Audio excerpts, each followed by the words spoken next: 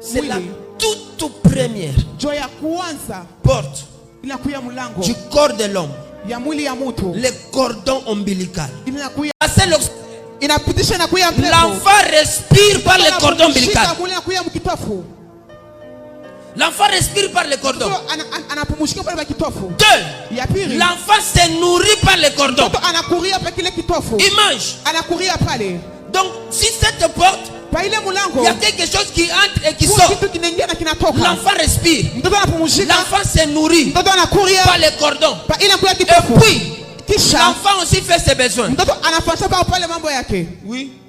L'enfant dégage les déchets par le cordon ombilical. Donc si cette porte, il y a aussi l'entrée et la sortie. Il reçoit et puis par le cordon. C'est la toute première porte du corps de l'homme. Le cordon ombilical. Donne-moi la main que j'avance. Est-ce que tu peux nous lire? Le cordon ombilical connecte l'enfant à sa maman. L'enfant se nourrit par le cordon. Ce que maman mange, l'enfant mange. Ce que maman donne-moi la main. La vie de la maman devient la vie de l'enfant. C'est pourquoi vous tous là qui sont nés avec des mamans sorcières, priez beaucoup. Vous avez des pourcentages de la sorcellerie dans les sangs.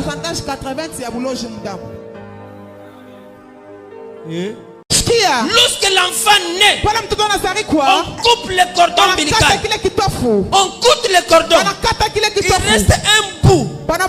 Après quelques jours, ça va tomber. Ça va maintenant former le nombril.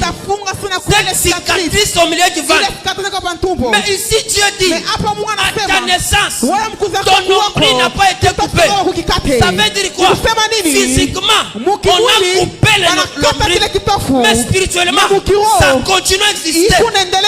Qu'est-ce que cela veut dire? Ça veut dire quoi? Que les liens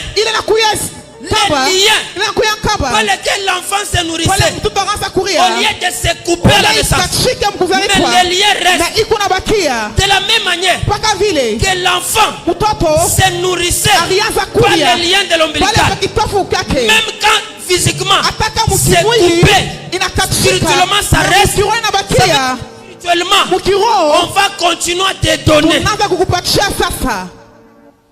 Spirituellement, tu reçois toujours. Comment tu as déjà coupé, mais spirituellement, on te nourrit. C'est la première porte qu'il ne faut jamais laisser ouverte. Pourquoi?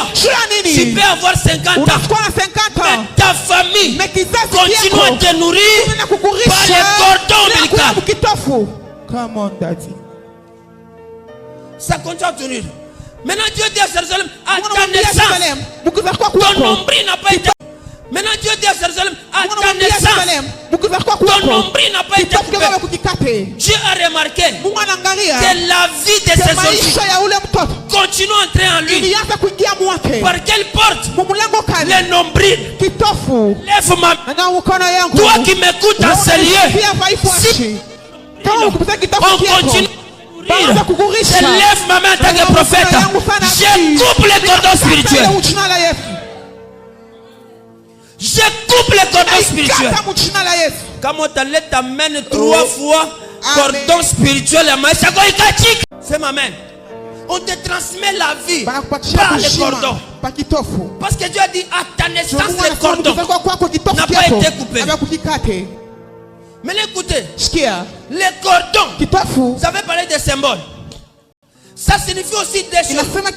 Premièrement, le cordon ombilical signifie l'attachement. Ça veut dire quoi? Quand les cordons spirituels continuent à être là,